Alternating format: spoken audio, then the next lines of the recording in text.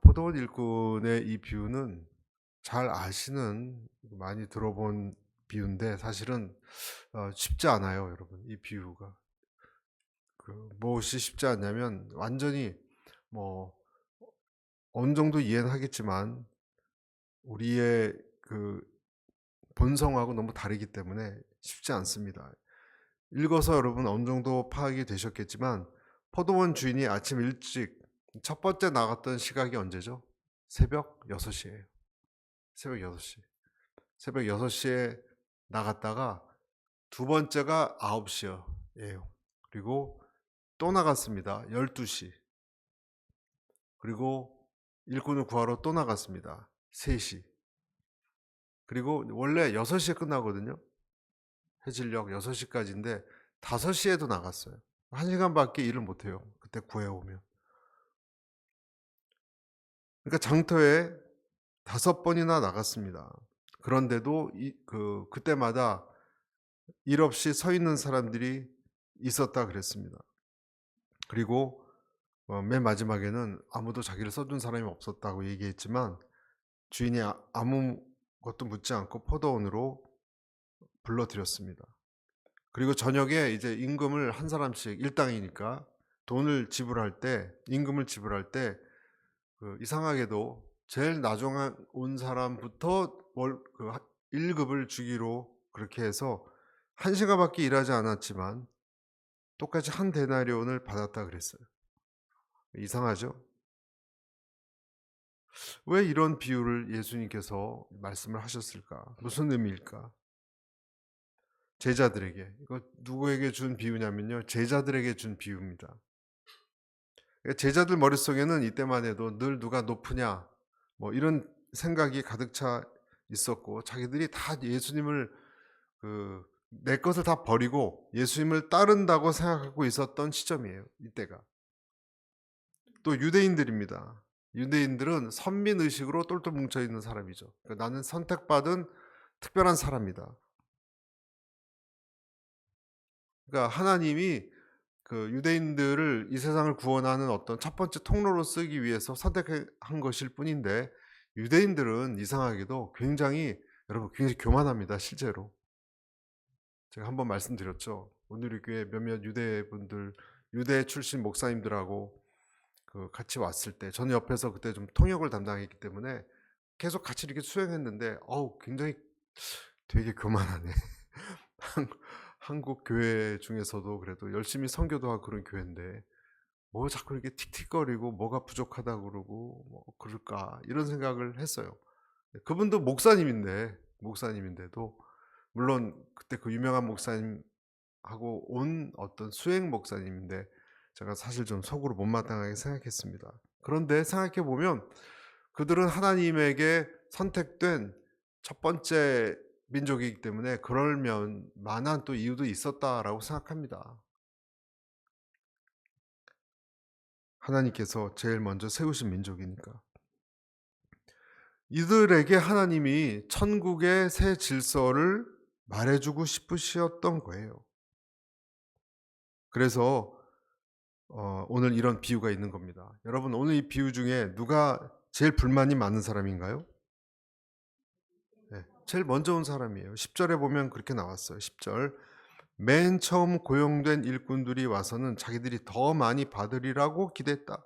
그러나 각 사람이 똑같이 한 데나리온씩 받았다. 제일 일찍 온 사람들이에요. 아마 이 사람들은 처음 일하러 새벽에 딱 고용이 돼서 포도원에 들어왔을 때는 기분이 제일 좋았을 거예요. 왜냐하면 자기가 처음 들어왔으니까. 처음 들어왔고, 야, 이제 오늘 내가 정말 돈도 벌고 너무 좋다. 기분이 나쁘지 않았어요. 좋았어요. 그런데 삭슬 계산할 끝날 때 되니까 기분이 왕창 나빠졌어요. 얼굴이 달라졌어요. 왜 그랬죠? 네, 우리 방금 읽은 것처럼 제일 늦게 온 사람 똑같이 받으니까 불공평하다는 거죠. 사람이 행복하게 살다가 여러분, 원망과 불평이 시작되는 것은 언제냐? 사실 그 자체가 아니라 비교하면서부터예요. 비교하면서부터, 불공평하다고 생각할 때부터 행복해지지 않고 불평이 나오는 것을 우리가 여기서도 봅니다. 내가 더 자격이 있는데. 직장이나 어디나 마찬가지입니다, 여러분. 왜 불평을 합니까? 내가 저 사람보다 못할 게 없는데 왜 나는 좌천되고 저 사람은 좌천되지 않고 좋은 자리로 갈까? 아부를 잘했을 거야, 저 사람. 네? 이렇게 불평이 생기는 거죠. 내가 더 자격이 되는, 내가 뭘 자격이 없는가. 네, 그런 생각이 여러분 우리를 굉장히 힘들게 하지 않습니까? 시험이 드는 거예요.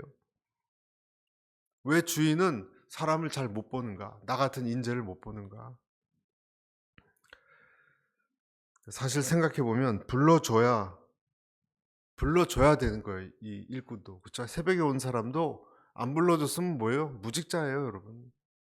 그걸 잊어버린 거예요. 그러니까 주인과 종의 위치가 바뀐 거죠. 오늘 전 세 가지를 좀 나누고자 합니다. 세 가지. 첫째는 먼저 온 사람들은 불평했습니다. 먼저 온 사람들은 불평했습니다. 먼저 온 사람들은 여러분 어떤 사람들이었을까 한번 생각해 보세요. 어떤 사람들일까요? 다른 사람들에 비해서 부지런합니다. 부지런합니다. 일찍 일어납니다. 그리고 목표의식이 뚜렷합니다. 흥청망청하지 않았을 겁니다. 그러니까 그 전날 밤도 일찍 잤을 거예요. 늦게 잤어도 알람시계 맞춰놓고 일찍 일어났을 거예요. 성실했을 겁니다.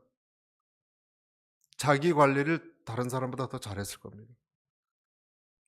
이른 아침에 새가 먹이를 더 많이 준다는 서양 속담도 있잖아요. 얼리버드가 벌레를 더 많이 잡아먹잖아요. 포도원에서 일한 시간으로 치면 제일 많은 시간을 성실히 정말 땡볕에서 일했어요. 오늘 자기가 얘기했듯이 땡볕에서 일했는데 성실히 일했어요. 문제는 뭡니까? 이들에게는 기쁨과 감사, 감격이 없었다는 거예요. 없었습니다. 쓰임받는 감사가 없었어요. 굉장히 중요합니다, 여러분. 여기서 쓰임받는 감사가 없고 계약대로 일했다는 것밖에 없습니다. 계약 조건대로 성실하게 내 능력으로 일하는 것밖에 없어요. 그러니까 맨 마지막에 가장 화가 많이 난 거예요. 이것이 첫 번째 일찍 온 사람들의 문제입니다. 내 능력으로 일한 거기 때문에. 공의롭지 않다. 정의가 사라졌다. 이런 류의 사람들이 외치는 구호입니다. 공의롭지 않다. 모든 것을 내가 한 거대로 따지는 그런 어떻게 보면 이치에 맞는 거예요. 그렇게 보상으로만 따지면 옳게 보상을 받지 못할 때 항상 이런 사람들은 화가 날 겁니다. 여러분 우리가 전도서도 우리가 몇 주 전에도 했듯이 늘 정말 기억해야 되는 것은요. 이치대로 안 돌아갑니다. 이 세상은. 그러니까 난 이 정도 했으니까 이 정도 받아야 된다는 사람은 늘 골탕을 먹고 불만이 많을 수밖에 없는 것이 부조리한 세상이라는 것. 이것도 하나님이 통치하시는 세상이에요. 그러니까 늘 이런 사람은 믿음이 있음에도 불구하고 왜 교회는 이래야 되고 왜 누구는 이래야 되고 왜 우리 친척 중에 이 사람은 이래야 되고 너무 법이 많아요. 법이. 그러니까 불평이 많아요. 그것은 더 나아가서 이거 전체를 운영하는 하나님에 대해서도 불평이 많아요. 왜 내가 다닌 직장은 왜 상사가 왜 이렇고 내 동료는 왜 항상 내 옆에는 곁에는 이런 이상한 사람만 있고 그런 사람 있잖아요, 여러분. 자기가 제일 잘났어요. 왜 나는 꼭 왜 하필이면 내 짝꿍이 이런 짝꿍을 만나고 불평해요. 난 자격이 있으니까. 나는 그런 위치에 있는 사람은 아니니까. 지금 하나님 나라에 들어가서 하나님 나라를 위해서 일하고 있는 것도 이 비유 그 자체가 일반 일이 아니거든요. 주님을 위해서 내가 헌신하고 쓰임받는 이 일인데도 불구하고 내가 내 위치를 잃어버린 겁니다. 여러분. 내 위치를 잃어버린 사람은 주님을 위해서 봉사할 때도 자격지심이 있어서 따집니다. 불행하게 일하는 겁니다. 근데 이때 오늘 여기 나왔듯이 주님이 나와 1대1로 계약을 했다는 것을 잊지 말아야 됩니다. 1대1로 계약을 했다는 것을 잊지 말아야 됩니다. 그리고 하나님이 하나님과 나와의 관계라는 거예요. 내 모든 일도. 할렐루야. 나와 하나님과의 관계에서 내가 지금 일을 하는 거지. 다른 사람들, 뭐 베드로가 그렇게 얘기했잖아요. 저 사람 앞으로 어떻게 될 것입니까? 그런 너는 나를 보고 따라오라. 그러니까 사람마다 각자의 인생을 하나님과의 관계에서 살아가는 것이지. 나는 같은 형제인데 왜 우리 형제 중에 왜 이렇게 대하고 내 친구는 왜 이렇게 하나님 대하시고 그럴 계제가 아니라는 겁니다. 하나님과 나 사이의 계약이라는 것을 잊어버리기 때문에 그런 것입니다. 그렇게 되면 어떤 일이 일어나냐면 하나님을 내 눈에 어떤 시기심에 가려져서 부당한 주인으로 볼 때가 많아요. 부당한 주인으로. 더 나쁜 것은 그보다 더 나쁜 것은 뭐냐면 내가 늘 부당한 취급을 받는다고 생각해요. 피해의식. 굉장한 문제죠. 내가 이렇게 기도했는데 하나님. 이렇게 헌신했는데. 이게 뭡니까? 그전에 제가 온누리교회 다닐 때 평신도였어요. 그때는 직장 생활했고 순회 참석을 열심히 했고 어느 날 선교사님의 무슨 보고회가 있다고 그래서 토요일 날 또 갔습니다. 제 아내하고 가서 보니까 한국에서 그래도 실력 있는 의사 선생님 하다가 서울에서 의사 선생님 할 정도면요, 여러분 굉장한 실력가예요. 다 그만두고 저기 뭐 저 정말 동남아시아인가 가난한 나라에 다 버리고 내려놓고 거기서 의료 선교하러 갔다가 1 년인가 2 년인가 만에 선교 보고하러 온누리교회 파송 선교사예요, 여러분. 왔는데 저는 사람들 많이 와 있을 줄 알았어요. 그리고 저렇게 훌륭한 그것도 의사직을 내려놓고 한국에서 의사 되는 건 어려운 일 아닙니까? 그리고 다 버리고 진짜 40대 파란 젊은 나이에 갔다 오셔서 선교 보고하면 근데 저희 부부하고 한 10명도 안 돼요, 여러분. 선교사 보고에. 전 너무 실망했어요, 그때. 아니 이 대온누리교회인데 선교사님 다 버리고 갔다 오신 선교사님 격려 차원에서라도 우리가 해야 되지 않느냐. 실제 뚜껑을 열어보면요, 진짜 그렇게 험지에서 고생하는 분들 제대로 보상 못 받아요. 인정도 잘 못 받아요. 가려져 있어요. 누가 이렇게 알아줍니까? 그런데도 이렇게 그분 말투 속에 제가 느꼈어요. 이렇게 헌신하고 한국 돌아와도 저는 다 잊혀진 존재 같습니다. 씁쓸한 웃음을 짓는데 저는 그때 알았습니다. 하나님께 헌신 봉사하는 것도 사실 하나님과 1대1의 관계지 세상에 무엇을 바라고 하는 분들은 아니구나. 그런데 우리는 어떻게 얘기합니까? 내가 이렇게 기도했는데, 이렇게 헌신했는데 이 정도 보상을 해 주셔야 되지 않습니까? 주님께 헌신하고 이 세상 보상 못 받는 사람들이 더 많습니다. 의를 위하여 핍박받는 자들이 복이 있다 그랬잖아요. 그러니까 내가 하나님을 위해서 헌신한 만큼 뭘 바라는 내가 그런 자격이 있다라고 늘 생각을 한다면 여러분 우리 교회 봉사도 힘들어서 못해요. 사람들이 알아주나요, 여러분? 교회 봉사 힘든 거 누가 알아주나요, 여러분? 잘못 일하면 혼나기만 하고 우리 교회도 지금 계속 지속적으로 헌신하신 분들 겉으로 티 안 내잖아요. 누가 알아줍니까? 그런데도 하나님이 시킨 일이기 때문에 그런 대가 없이 하는 것 아니겠습니까? 그럴 때 기쁨이 있죠. 왜 저는 이런 생각이에요. 왜 돈 계산을 주인이 처음 온 사람부터 해야지. 그쵸? 왜 맨 마지막에 온 사람부터 돈을 속상하게 1데나리온씩 받게 했을까? 지금 맨 새벽부터 온 사람 다 보고 있잖아요, 지금. 아니 처음부터 제일 일찍 온 사람부터 돈 받으세요. 월급 받으세요. 그러면은 이거 뒤에 뭐 얼마 받는지 모르니까 그냥 역시 행복하게 집에 갔을 거 아니에요. 그런데 왜 그것도 정말 화가 나게 제일 일 안 한 사람부터 돈 받는 걸 나랑 똑같은 금액을 받게 하는 걸 보게 하시냐고요. 하나님이. 주인이. 저는 왜 일부러 그렇게 하라 그랬어요. 그 돈을 오늘 일당은 제일 늦게 온 사람부터 지급해 주라고. 그러니까 뒤에 앉아 있다가 나랑 똑같이 봤네? 화가 나죠. 다 보고 있으니까. 나는 온몸이 지금 땀에 젖고 새까맣게 탔는데 저 사람은 별로 일도 안 했어요. 1시간. 왜 그랬을까요, 여러분? 그 의도가 뭐라고 생각하십니까? 그 의도는 주인의 기준이 기준이다. 이걸 얘기해 주려는 거예요. 주인의 뜻이 법이다. 여기서는 주님이 원하는 주님의 마음이다. 왈가불가할 것 없다. 일찍 일을 하러 들어갔기 때문에 당연히 더 많은 것을 받아야 된다는 것은 율법주의적인 생각이다.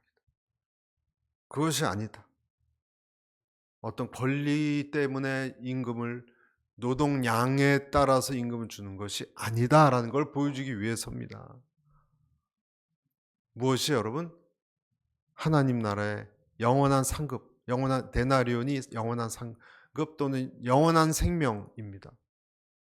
구원은 내 공로에 따라서 되는 것이 아니라는 것을 확실하게 알려주기 위해서 제자들에게 이 이야기를 하는 거예요. 비유로. 여러분, 내가 주님과 이 부분 내가 화해하지 않으면 평생 우리는 많이 주님을 위해서 일하고도 입이 이렇게 나와 있을 수가 있고 힘들게 살 수 있습니다. 내 삶의 분량, 내 삶의 헌신의 분량, 그리고 받을 분깃은 누가 정한다고요? 하나님이 알아서 정하세요. 하나님이. 오히려 무엇을 감사해야 되냐면 거꾸로 이렇게 생각해야 됩니다. 더 많이 일할 수 있는 기회를 주신 것을 감사해야죠. 조금 일하는 것보다 더 많이 수고할 수 있었던 것에 대해서 감사해야죠. 그런데 우리는 남을 탓하고 내가 더 많은 몫을 누려야 된다고 목소리를 높이고 축복이나 감사의 삶을 잊어버립니다. 주님께 헌신하는 기회가 많이 헌신할 수 있는 건강이 있잖아요. 더. 그런데 이것을 왜 난 보답 못 받냐고 하는 것은 잘못된 판단이라는 것입니다. 그래서 13절 보여주실래요? 주인이 답답해서 그러자 포도원 주인이 일꾼 중 하나에게 대답했다. 여보기 친구, 난 자네에게 잘못한 것이 없네. 자네가 처음에 1데나리온을 받고 일하겠다고 하지 않았는가? 하나님은 여러분 아무 잘못 없어요. 주인은 약속을 그렇게 처음부터 한 것이 아니냐. 그런데 우리는 비교하고 그렇습니다. 비교할 때 예수님이 뭐라 그랬어요? 베드로에게. 내가 올 때까지 그를 머물게 할지라도 너하고 무슨 상관이냐? 근데 베드로는 계속 얼마나 내가 헌신했는데요? 라고 얘기합니다. 마태복음 19장 27절에 이렇게 나와 있습니다. 오늘 이 말씀 전이에요, 바로. 이에 베드로가 대답하여 이르되, 이때 이제 부자가 낙타 바늘귀 들어가는 것보다 하늘나라 들어가기 어렵다 이 얘기 하시고 있을 때, 보소서 우리가 모든 것을 버리고 주를 따라 싸운데 그런즉 우리가 무엇을 얻으리까? 아직 이 사고방식이 있는 거예요. 다 버리고 주를 따랐는데 무엇을 얻을 수 있겠습니까? 그랬더니 예수님 뭐라 그러셨습니까? 30절에 그러나 같이 읽겠습니다.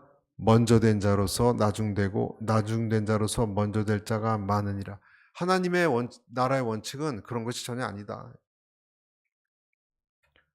그래서 첫째 온 사람이 불평했다는 것, 왜냐하면 자기가 공로를 기반하겠다는 것, 잘못했습니다. 두 번째 우리 깨닫는 것은, 두 번째, 나중 온 사람들은 어떻게 했다고요? 감사했습니다. 나중 온 사람들은. 사실 맨 나중에 온 사람들은 멋쩍었을 거예요. 분명히 송구스러웠을 거예요. 돈 받을 때. 왜냐? 자기도 알거든요. 여러분 6시에 온 사람 몇 시간 일했어요? 12시간 일했어요. 6시에서부터 6시까지니까. 근데 5시에 온 사람 몇 시간 일했어요? 1시간 일했어요. 그러니까 5시에 데리러 갔으니까 포동까지 한 15분 가면 실제로 한 45분 일했을 거예요. 실제로.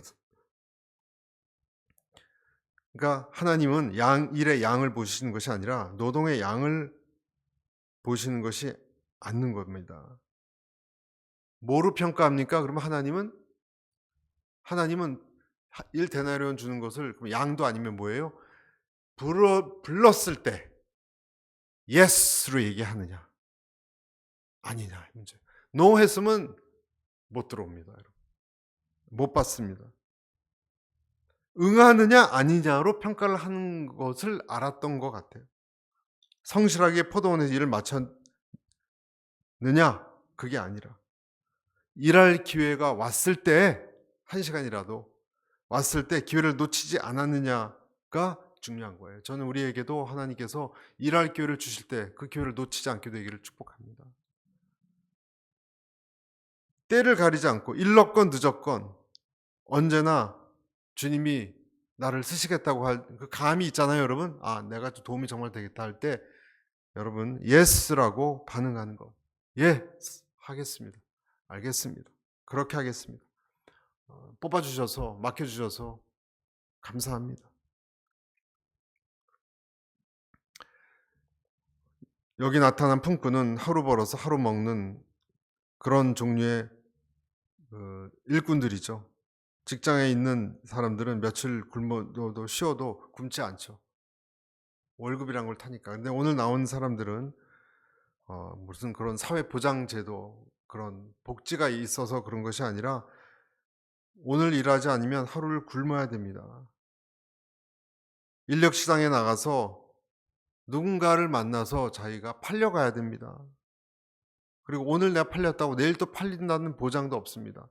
굉장히 절박한 사람들이에요. 그래서 오늘 이 5시에 나왔다는 것은 5시라도 나와서 그러니까 보세요. 5시라도 나와서 여러 군데 돌아다녔을 거 아니에요, 이 사람이? 자기가 뭔가를 일을 해야 먹고 올 수 있는 절박한 사람들이에요. 1시간이라도.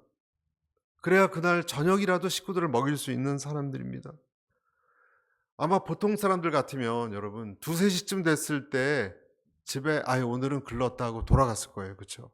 근데 5시까지 남았다는 것은 처음에 너희들은 빈둥빈둥하느냐? 우리가 빈둥빈둥하는 게 아닙니다라고 막 속상해서 얘기하잖아요. 하루 종일 여기 갔다. 인력시장 여기만 있었겠어요, 여러분? 다른 데도 갔을 거예요. 돌아다녔는데 못 구한 거예요. 그럼 누가 제일 절박합니까? 그리고 절박한 것뿐만 아니라 어찌 보면 이분들은 뭔가 결격 사항이 있어서일 수도 있어요. 몸이 아프거나 어디가 좀 붉거나 아니면 능력이 진짜 없거나 그러니까 안 팔려가는 거죠. 딴 사람은 다 팔려갔을 때. 그러니까 제일 좀 떨거지 같은 연약한 그래도 가만히 있을 수 없으니까 나온 제일 불쌍한 그런 사람들 것입니다. 자괴감에 빠져서 낙심과의 싸움을 일으켰던 사람들이었을 거예요. 그런데도 이들은 뭔가 어떻게 살아보려고 바둥바둥했을 때 이 사람들을 이 포도원 주인이 놓치지 않았다는 거. 어쩌면 그런 사람들이기 때문에 부름에 즉시 아이 오늘 공쳤다라고 안 그러고 즉시 1시간이라 일해서 여러분 1시간 남았는데 일하면 1데나리온 받을 거라고 예상했겠어요? 아니에요, 여러분. 한 10분의 1 정도 받을 거라고 생각했을 거예요. 12분의 1은 아니라도 조금이라도 그 절박함으로 다갔을 거예요.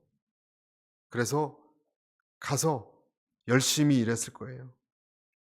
이들이 진짜 은혜를 받은 사람이에요, 오늘. 왜냐하면 똑같이 하루 종일 일한 사람만큼 받았으니까. 제일 뭐예요? 은혜를 많이 받은 사람이에요.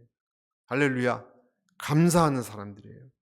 그래서 고린도전서에 보면 1장 26, 27절. 형제들아 너희를 부르심을 보라. 육체를 따라 지혜로운 자가 많지 아니하며 능한 자가 많지 아니하며 문벌 좋은 자가 많지 아니하도다.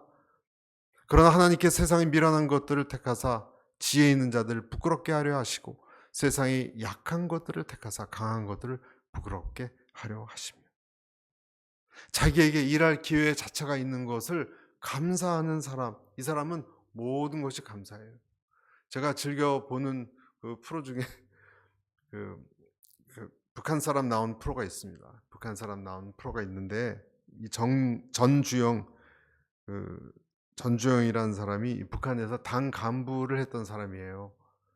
당 간부까지 했던 사람인데 그 어떠저해서 우리나라에 이제 탈북을 해서 그 첫 월급을 받고 이렇게 울었대요. 187만 원. 사회복지사. 이분이 거기서 경제대학을 뭐 다녔다 그랬나 봐요. 그래서 여기서 통신으로 공부를 해가지고 2년인가 3년 공부하고 사회복지사가 됐어요. 요양원에서 4명의 그 옷도 제대로 못 입는 이런 환자들을 돌보고 얼마나 그때 힘들어요, 여러분. 똥을 좀 다 가리고 이런 일을 다 한 겁니다. 그리고 어떤 프로그램 데려가고 그리고 첫 월급을 탔는데 187만 원을 타서 처음에는 월급 들어왔다 그래서 그렇대요. 그리고 돈을 안 주더래요. 그래서 또 거짓말 하나 보다 생각했는데 통장에 입금됐다 그러는 거예요. 근데 자기 손에 안 쥐어지니까 믿을 수가 없더래요. 그래서 어디로 달려갔느냐? 은행으로 달려갔대요. 은행 가니까 거기 통장에 주는데 통장도 숫자가 써 있잖아요. 그러니까 또 거짓말로 또 안 주려나 보다. 또 그래서 자기가 진짜 손에 쥐어야 주는 거니까 187만 원을 5만 원짜리가 없어 1만 원짜리로 다 찾았대요. 그래서 봉투 4개에다 꾸역꾸역 넣어가지고 집에 가져와서 한 장 한 장 정확한 지 세어봤대요. 정확히 187만 원인 걸 보고 펑펑 울었대요. 펑펑 울었대요.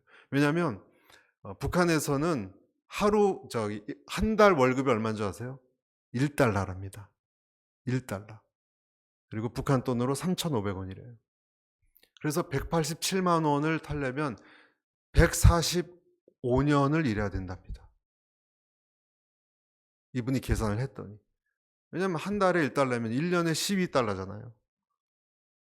그래서 자기는 펑펑 울었대요. 그리고 그 인터뷰하는 내내 그 사회복지사 요양원 하면서 그냥 감사하대요. 자기는 감사하대요. 돈을 진짜 이렇게 벌 수 있는 것도 감사하고 자기가 이걸로 맛있는 거 사 먹을 수 있는 것도 감사하고 그냥 싱글벙글 이제 은퇴할 나이가 됐는데 마지막 원 일꾼 같은 생각이 들었습니다. 이분을 보면. 나는 어디에 속했는가? 내가 있는 곳이. 내 마음이 가난해져 있다면 여러분 준비가 된 겁니다. 이 사람은 누군가 자기를 일시킬 귀인을 열심히 기다리고 있었던 사람입니다. 이 사람에게 하나님은 12시간 일하는 사람이나 1시간 일하는 사람이나 똑같이 대한다는 거예요. 이 세상은 누가 빨리 잡을 좋은 걸 잡느냐 이것으로 사람을 대하고 평가한다면 하나님께서는 어떤 기준으로 보느냐?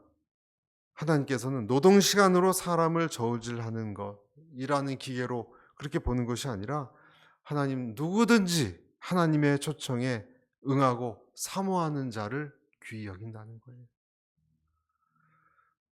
그리고 우리를 불쌍히 여기신다는 거예요. 이런 사람은 제일 제가 힘든 일 하겠습니다. 늦게 온 주제에 뭐라도 해야죠. 이런 마음으로 일을 했을 겁니다. 여러분 주님을 위해서 우리가 조금 늦게 오신 분이 있다면 정말 하나님 어떤 일이라도 제가 하겠습니다 한 마음이 있게 되시기를 축복합니다. 그런데 불평하는 사람은 모든 것이 공의, 정의, 형평성. 여러분 예수님을 깊이 만나지 못하면요 늘 이런 시각으로만 보고 아주 그냥 종교적으로만 종교 경찰처럼 판단합니다. 공의는 여러분 수술하는 힘은 있지만 싸매지는 못하잖아요. 이 사회가 정의만 자꾸 내세우면 그렇게 된다라고 보는 것이죠. 예수님은 어떤 면에선 완전한 정의를 이루시지 못했어요. 예수님은 너무 사랑하니까 본인이 십자가로 올라가서 굴복당한 정의입니다. 마지막 우리가 생각해야 되는 세 번째는 주인의 마음이에요. 같이 읽어볼까요? 시작. 주인이 늦은 시간 다시 온 이유는 따로 있다. 따로 있다가 아니라 따로 있다. 내 뜻이고 내 마음이다라고 주님이 따지는 일꾼들에게 자기 마음을 이야기했습니다. 이 주인은 어떤 마음으로 마지막 사람을 긁어서 모으려고 왔을까? 여러분 6절 한번 보십시오. 6절 7절. 그리고 오후 5시쯤 다시 나가보니 아직도 빈둥거리며 서 있는 사람들이 있었다. 그는 왜 하루 종일 하는 일 없이 여기서 빈둥거리고 있느냐 하고 물었다. 7절 시작. 그들은 아무도 일자리를 주지 않습니다 라고 대답했다. 주인이 그들에게 말했다. 너희도 내 포도원에 와서 일하라. 주인이 여러분 5시에까지 가서 일꾼들을 1시간밖에 일 못하는데 꼭 그럴 필요가 있습니까? 정말로 할 일이 많았다면 처음부터 많이 뽑으면 되잖아요, 여러분. 기다릴 것도 없이 아침 일찍부터 오전 내내 많이 숫자 아니면 임금을 더 많이 올려주겠다고 막 광고를 내서 더 많은 사람 구름대처럼 정말 일을 빨리 끝내야 된다면 그렇게 했어야 되는 거 아닙니까? 그런데 왜 5시에 또 장터에 나갔느냐는 거예요. 다 끝나가는데. 주님이 그렇게 하려고 하는 것은 일꾼들을 위한 거지 포도원을 위한 것이 아니에요. 다르죠? 일꾼들을 구원하는 것이 목적이기 때문에 일시키는 것이 목적이 아닌 거예요. 그래서 5시에 간 거예요. 그러니까 우리에게 하나님의 일에 참여할 수 있는 기회를 주고 싶은 거예요. 일 자체 끝내려고 우리를 이용하는 게 아니고 전혀 관점이 다른 것입니다. 일하는 기쁨 그리고 은혜를 주기 위해서 또 다르게 얘기하면 그의 자녀를 찾기 위해서 나간 것이다라는 거죠. 여러분 오늘 이 비유는 아까도 말씀드렸다시피 구원과 천국에 대한 비유예요. 한 데나리온은 뭘 뜻하죠? 영원한 생명을 뜻합니다. 일꾼은 누구죠? 성도입니다. 제자들이고. 주인은 누구죠? 하나님이에요. 그리고 관리자, 지금 이 일꾼 찾으러 간 사람은 누구예요? 예수님이에요. 8절에 보면 날이 저물자 그랬습니다. 8절에.